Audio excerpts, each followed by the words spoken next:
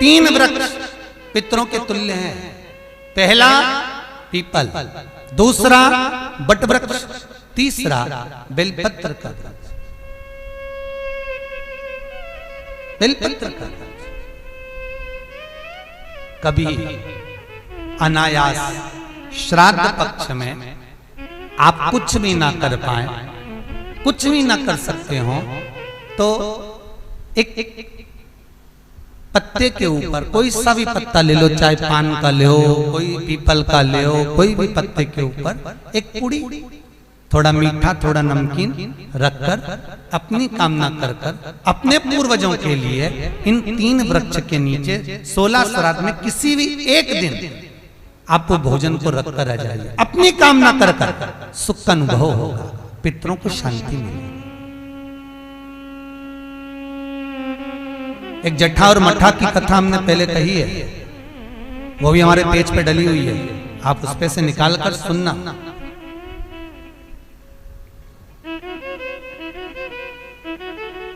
उसमें भी हमने व्याख्यान वर्णन करा जट्ठा मट्ठा की कथा। तीन वृक्ष पितरों के तुल्य हैं, तीन पक्षी पितरों के तुल्य हैं, कौवा, हंस और गरुड़।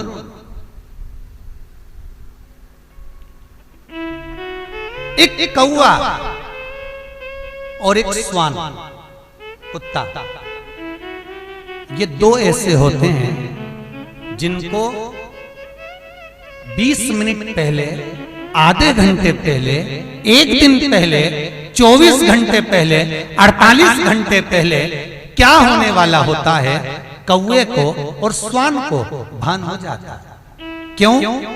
क्योंकि ये यमलोक में जहां यमराज निवास करते हैं, श्वान और कौवा उस स्थान का भाग ग्रहण करते हैं और इनको ये ज्ञान पूर्व से यमराज से प्राप्त होता रहता है, पूर्वभान होता है, प्राप्त होता रहता है। एक कौवा एक श्वान, कोई घटना घटने वाली होती है तो कुत्ता रोने लगता है,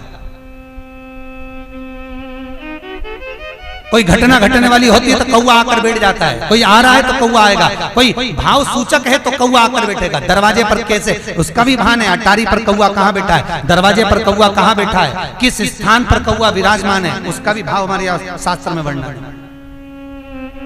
तीन पक्षी, तीन वृक्ष पितरों के तुल्य हैं। पक्षियों में कौवा, हंस और गरुड़, ये पितरों के तुल्य, जो अधोगति में मर जाते हैं, जिनको पिंड नहीं मिलता, तर्पण नहीं होता, ब्राह्मण का भोज नहीं मिल पाता, जो मर जाते हैं, जिनका अंतिम संस्कार तक नहीं होता, जिनकी गति बिगड़ जाती है, ऐसे जीव कौवे के अंश में प्रकट होते हैं, जो पूर्ण फल लेकर जाते हैं। पितृलोक में जगह नहीं होती, बैकुंठ में जगह नहीं होती, कहीं अगर जगह नहीं है देवलोक में, तो इनको कौवे के अंश में, गरुड़ के अंश में या हंस के अंश में डाल दिया जाता है। महाराज फिर अगला वर्णन किया, तीन पशु, कुत्ता, गाय और हाथी, ये पितरों के तुल्य होते हैं।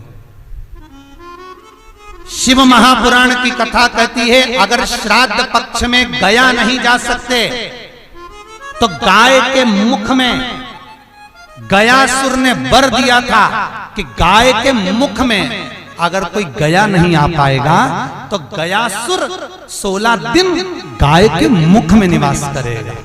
और गाय के मुख में श्राद्ध के समय पर अगर कोई रोटी देगा, श्राद्ध के समय पर जो भाग देगा, उसको गया जी में पिंड करने का पुण्य फल प्राप्त होगा। ये गयासुर का वर गौ माता के लिए था। तो गाय के मुख में 16 दिन तक गया क्षेत्र का पिंड का भाग प्राप्त हो। कुत्ता, गाय और हाथी।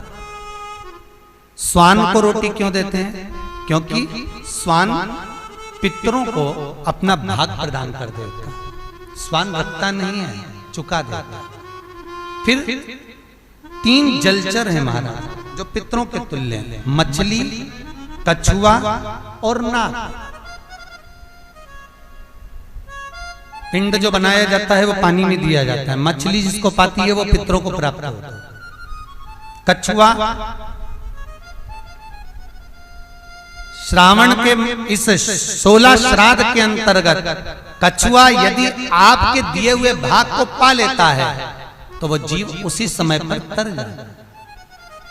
और महाराज नाग वो भी पितरों के तुल्य माना। इन 3 पितरों के क्रम का वर्णन किया गया है।